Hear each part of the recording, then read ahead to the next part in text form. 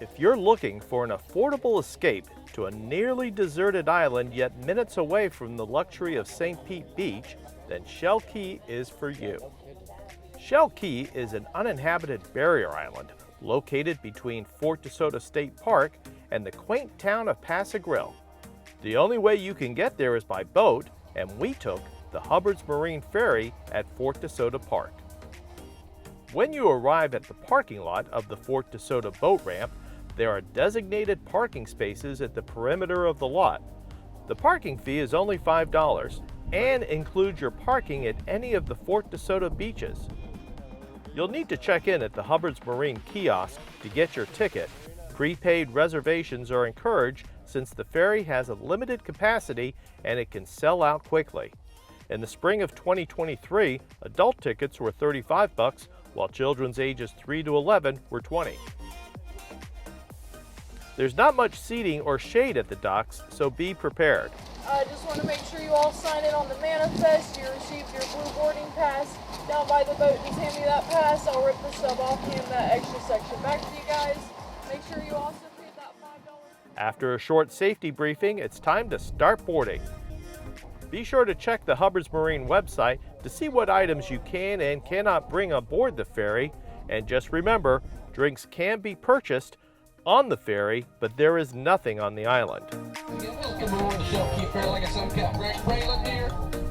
Along the 20-minute boat ride, Braylon tells us about the geography of the islands.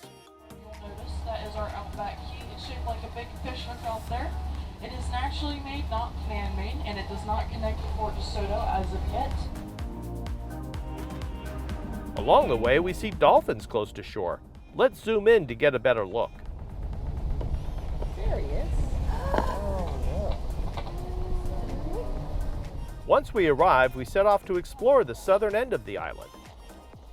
At 195 acres, Shell Key is one of the largest undeveloped barrier islands in the St. Petersburg-Clearwater area. And during the middle of the week when we visited, it was pretty secluded. We're told that during the weekends, it gets a little crowded with boats. And remember, there are no bathroom facilities or anything else. The wildlife preserve was created when Pinellas County leased the area from the state in 2000. Discovering nature at its purest form, shells, native plants, and of course marine life are everywhere. The only danger while walking on the island is sand spurs. You'll also notice an array of native Florida plants like dune sunflowers, sea oats, and beach morning glory. The waters here are shallow and clear, and while you can snorkel, we found all sorts of marine life just at the beach line. So guys, look, we are shelling out on Shell Key. Since the waters around Shell Key are protected, you cannot take any living shells or marine life from the water. You need to go put him back in the water. Well, there's a fish. You need to put him back because he's alive.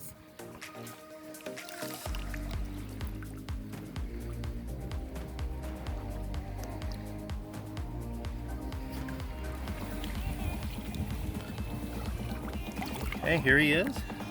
Here's Mr. Crab.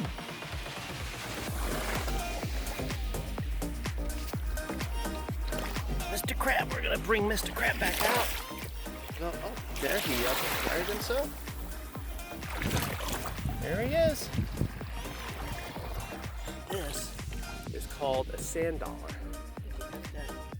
But it's alive as well. This is the sand dollar. And we're going to put him back, since he's alive, back into his home. There he is. Soon it was time to return to the docks. But first, Captain Greg finds some more dolphins along the way, and he gets us a little closer for a better view. There's something over by the marker. We make it back to St. Pete Beach just in time before the summer afternoon thunderstorms. It's important to check the ferry schedule closely because sometimes inclement weather will require the captain to cancel trips due to the rough waves. We will be back to explore more of Shell Key and some of the other barrier islands around Tampa Bay. But this was a great way to spend our anniversary.